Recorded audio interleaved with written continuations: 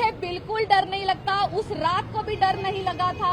मैं अकेली police station आई थी, अकेली ने मैंने ये एफआईआर दर्ज किया था। मैं बिजनेस करती हूँ लोखंडवाला मार्केट पे।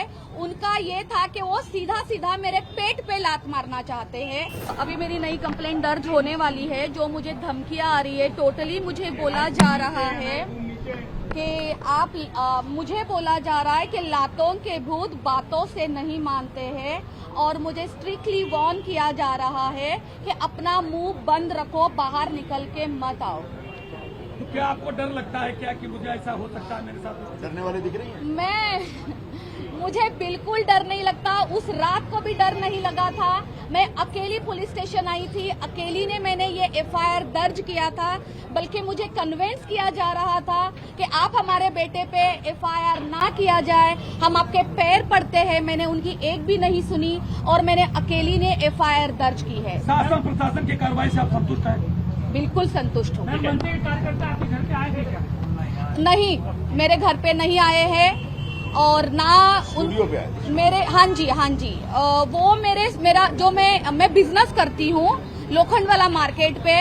उनका ये था कि वो सीधा सीधा मेरे पेट पे लात मारना चाहते हैं, मेरा बिजनेस खराब करना चाहते हैं, मुझे रोड पे लाना चाहते हैं। उन्होंने मुझे धमकियां दी थी, अगर तुम हमसे माफी नहीं मांगोगी तो हम आपको रोड पे लेके आएंगे, आपके स्टूडियो तोड़ देंगे। जो इंसिडेंट हुआ था उससे रिलेटेड पुलिस ने एफआईआर ली है, बट अनफॉर्चुनेटली जितने भी सेक्शंस हैं सारे बेलेबल ऑफेंसेस है, जितने भी ऑफेंसेस है सारे बेलेबल है। तो जो भी कार्रवाई, जिस तरह की सख्त कार्रवाई होनी चाहिए थी वो नहीं हुई है।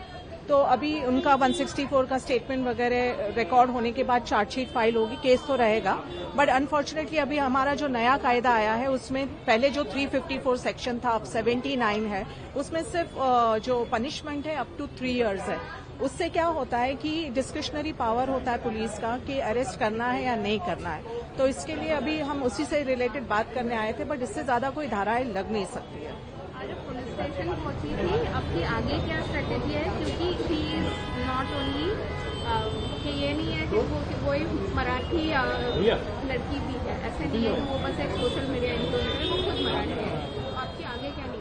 आगे यही जो भी प्रोसीजर चल रही है उनका 164 का स्टेटमेंट रिकॉर्ड होगा मैजिस्ट्रेट के सामने, उसके बाद चार्जशीट होगी। और उनको अभी जो धमकियां आ रही है अलग अलग नंबर्स से उनको धमकाया जा रहा है, तो उससे रिलेटेड भी हम एक एफआईआर रजिस्टर करवाएंगे।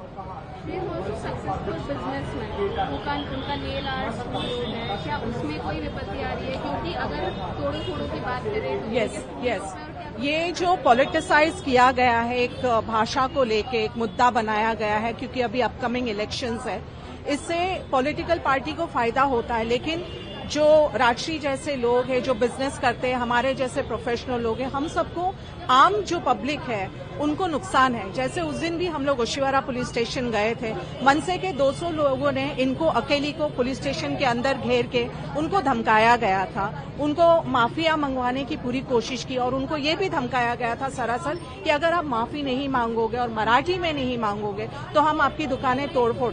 इससे क्या होता है, इनके क्लाइंटल पे भी असर होता है, क्लाइंट्स भी डर जाते हैं क्योंकि इनकी शॉप्स प्राइम लोकेशन पे है और ये अच्छा खासा बिजनेस करती है, इनके बहुत सारे सेलिब्रिटी क्लाइंट्स भी है, उससे काफी असर होता है। तो असर तो हो रहा है, एक मुद्दा बना के आम जनता को, जो काम करने वाले लोग हैं, उनको सताया जा रहा है। आप राजश्री की बात कर रहे हैं? राजश्री को इसीलिए टारगेट किया जा रहा है क्योंकि उन्होंने अपनी इंस्टाग्राम स्टोरी, अगर आपने उनकी पोस्ट देखी होगी, तो वो उस पे कहा था कि आप मराठी भाषा बोलने वालों को, आप जो आप बोलते हैं आप मराठी हो, मुझे उसका गर्व है, लेकिन आप लोगों पे उसको थोपिए मत। उन्होंने कुछ ऐसी स्टेटमेंट की थी, इसके लिए उनको टारगेट किया जा रहा है। और ये बहुत ही मतलब एक बोलते हैं ना, जैसे कॉन्स्पिरेसी प्लानिंग के साथ किया गया ये टारगेट है, उनको जबरदस्ती उनको टारगेट किया जा रहा है। राजश्री मोरे मैडम के साथ कल परसों जो दुर्व्यवहार किया गया, एक नौजवान शराब की नशा में धुत था, अर्धनग्न था, और वो मनसे का नाम लेके इनको लगातार गाली दे रहा था, धमकी दे रहा था और कह रहा था कि मेरे पिता मनसे के उपाध्यक्ष हैं। उसके बाद पुलिस केस हुआ। आज हम यहां पे मोरे मैडम को लेकर यहां आए हैं ताकि सरकार की तरफ से, पुलिस की तरफ से न्याय मिले। मराठी भाषा का मान सम्मान होना चाहिए महाराष्ट्र में, इस पर किसी को कोई ऐतराज नहीं हो सकता। महाराष्ट्र के लोगों की मातृभाषा और मातृभाषा का सम्मान होना चाहिए। मराठी भाषिक लोगों का भी मान सम्मान होना चाहिए, उनकी रक्षा होनी चाहिए। लेकिन जो लोग मराठी भाषा के नाम पर एक अपना राजनीतिक दुकान चला रहे हैं, उनसे हमारा यही निवेदन है कि आप भाषा का आग्रह रखिए, लेकिन लोगों को धमकी देना, मारना, गाली देना, इस प्रकार की हरकतें बंद करिए। राजश्री मोरे जैसी महिलाओं को मैं यही कहना चाहूंगा कि पूरी सरकार आपके साथ खड़ी है, पूरी पुलिस आपके साथ खड़ी है, आपको घबराने की जरूरत नहीं है। यह महानगर पालिका का चुनाव है, चुनाव की वजह से इस प्रकार के मुद्दे उठेंगे।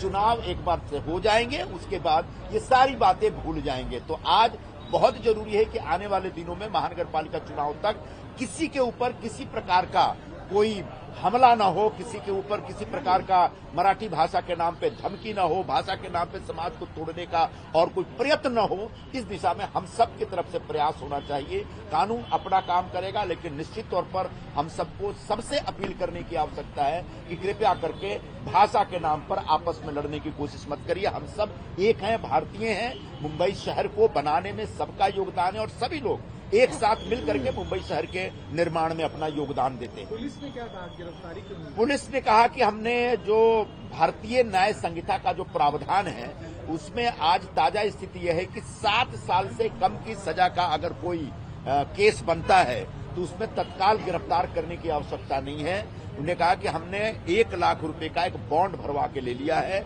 और यही एक प्रक्रिया, नई प्रक्रिया शुरू हो रही है, जिसके तहत आने वाले 1 साल में अगर कोई भी गुनाह वो करता है तो उसको तड़ीपार किया जाएगा। उनका ये भी कहना है कि अगर हमने ये जो प्रक्रिया चलाई, इसका मतलब ये नहीं कि केस कमजोर हो गया है। इसको इमीडिएट एक चार्जशीट फाइल की जाएगी और चार्जशीट फाइल करने के बाद कोर्ट के जरिए जितने साल की भी सजा होती है वो साल की सजा उसको मिलेगी। इस बीच मजिस्ट्रेट कोर्ट में जाके राजश्री मोरे मैडम अपना स्टेटमेंट देगी, which will be considered as main evidence. तो आज या कल में उनको अपना एक स्टेटमेंट देना है और पुलिस की तरफ से उस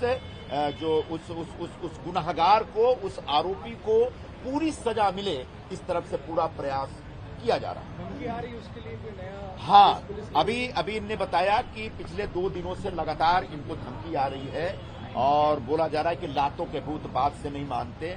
कुछ लोग जो इनको व्यक्तिगत तौर पे जानते हैं, जो फिल्म इंडस्ट्री से भी जुड़े, क्योंकि राजश्री मैडम भी फिल्म इंडस्ट्री से जुड़ी हुई हैं, वो लोग धमकी बार बार दे रहे हैं कि आप ज्यादा बोलो मत। लेकिन मैंने इनको कहा कि इन धमकियों से के दबाव में आने की आवश्यकता नहीं, हम सब आपके साथ हैं, पूरी सरकार आपके साथ है, पूरा मुंबई शहर आपके साथ है।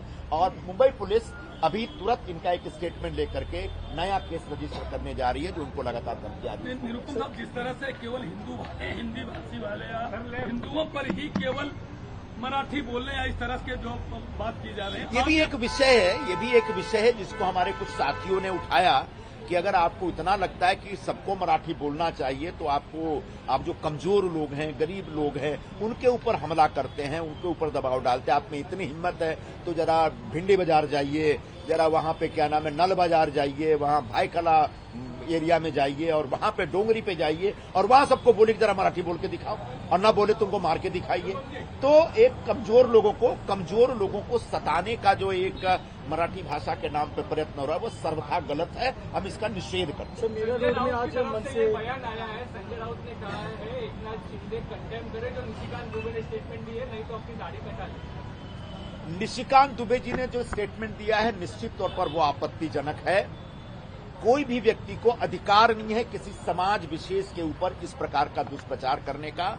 मैं एकनाथ शिंदे जी की तरफ से निशिकांत दुबे के बयान का निषेध करता हूं। सर, मैडा रोड में आज महाराष्ट्र निर्माण सेना के लोग प्रदर्शन करना चाहते थे, एक मोर्चा निकालना चाहते थे। पुलिस ने उसको परमिशन नहीं दी, लेकिन वहां सैकड़ों की संख्या में मन से कार्यकर्ता जमा हुए, काफी हंगामा हुआ। पुलिस का ये कहना था कि अगर हम परमिशन देते तो कुछ उपद्रवी इसका फायदा उठा सकते।